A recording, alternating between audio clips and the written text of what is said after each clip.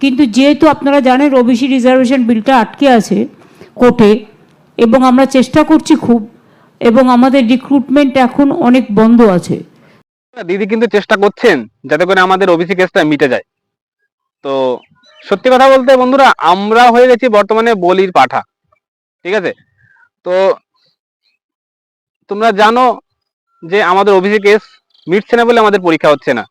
আর আমাদের পুলিশ মন্ত্রী তিনি কিন্তু সময় নিয়েছেন 3 মাস যে ওবিসি কেসের যে ওবিসি যে লিস্ট সেটা নতুন করে সার্ভে করার জন্য।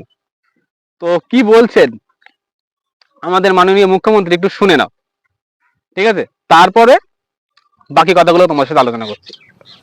পলিটেকনিক কলেজটা যখন তৈরি হবে, আমি চাই এখান থেকে সব স্কিল ট্রেনিং ছেলে মেয়েরা, তাতে কী হবে, তারা ভবিষ্যতে চাকরি বাকরি পাবে।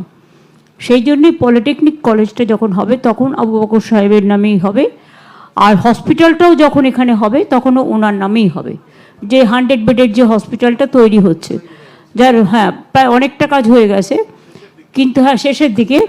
কিন্তু যেহেতু আপনারা জানেন ওবিসি রিজার্ভেশন বিলটা আটকে আছে কোর্টে, এবং আমরা চেষ্টা করছি খুব, এবং আমাদের রিক্রুটমেন্ট এখন অনেক বন্ধ আছে সেই জন্য।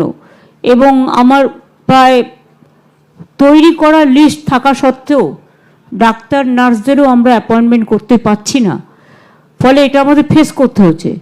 এবং সেই জন্য যখন এগুলো হয়ে যাবে তখন উপযুক্ত ডাক্তার নার্স সমেত, একটা হসপিটাল তো এমনি চলে না, সেখানে ইনফ্রাস্ট্রাকচার তৈরি করতে হয়, ডাক্তার পাঠাতে হয়, নার্স দিতে হয়, সব কিছুই দিতে হয়।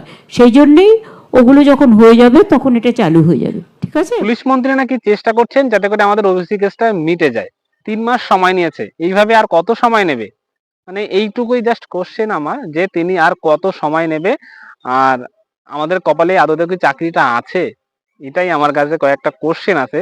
তো কোশ্চেনগুলোর অ্যান্সার জানি না পাবো কিনা, জানি না কবে মিটবে, পরীক্ষা হবে কবে, এটা আমরা কেউই ভালো করে জানি না। মানে আমরা এমন একটা সময়ে জন্মগ্রহণ করেছি, বা আমরা এমন একটা ইয়ারের অ্যাসপিরেন্ট যাদের কপালটা সত্যি খুব খারাপ। তো কিছু বলার নেই। যাই হোক, তোমরা তোমাদের মতামত কমেন্ট সেকশনে জানিয়ে যেও। তো ভালো থেকো আর মন দিয়ে পড়াশোনা করো।